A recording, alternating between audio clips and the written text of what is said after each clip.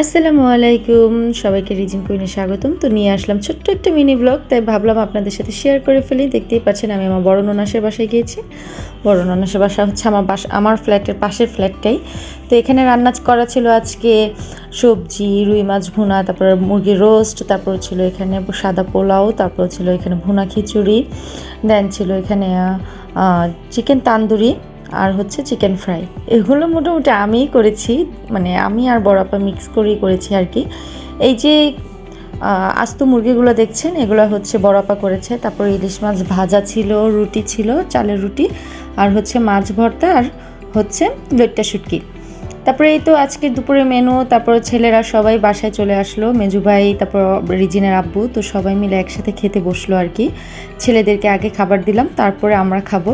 তা ওদের জিজ্ঞাসা করছিলাম কেমন হয়েছে রাফিও, এই তো সামি। তারপর জিজ্ঞাসা করছিলাম সামি কেমন হয়েছে, বোমা দারুণ হয়েছে। আসিফকে বললাম, তা আসিফ যেহেতু কিছুদিন পর চলে যাবে, তাই আসিফও মানে সবাই একসাথে হয়েছে, এটাই একটা আনন্দ। আসিফ বলছিল বোমা দারুণ হয়েছে। তো মেজু ভাই, রিজিনের আব্বু, ওনাদের তো সাহস পায়নি জিজ্ঞাসা করার জন্য। তারপর ওনাদের একটু ভিডিও করে নিলাম আর কি।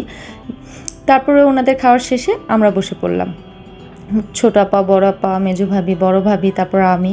এই তো আমার প্লেটটা। বড় আপা বলছিল বাবু তোমার যেহেতু মুরগিটা ভাঙনি, তোমাদের মুরগিটা তুমি এখন একা একা খাও। আমি বললাম যে আমার পক্ষে একা একা খাওয়া সম্ভব না। তারপর যাই হোক, আমি মুরগিটা ভাঙিনি, আর আমি এই ভর্তা, শুটকি ভর্তা আর হচ্ছে ইলিশ মাছ ভাজা এগুলো দিয়েই খেয়েছি। এই তো মেজু ভাবিকে ধরেছে নেহা, আর আমাকে ধরেছে রাইসা।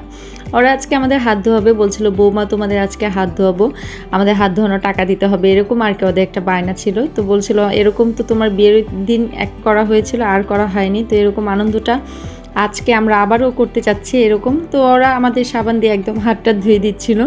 নেহা ধুচ্ছিল মেজো বাবির হাত, কীভাবে ধুচ্ছে আপনারাই দেখেন, আর রাইসা ধুচ্ছিল আমার হাত।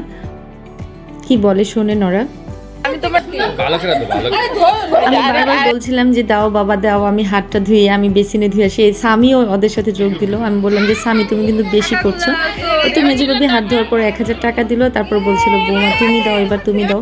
তারপর আমিও ওদের 1000 টাকা দিলাম। তো আপনাদের কাছে ভিডিওটা কেমন লেগেছে অবশ্যই কমেন্ট করে জানাবেন। আল্লাহ হাফেজ।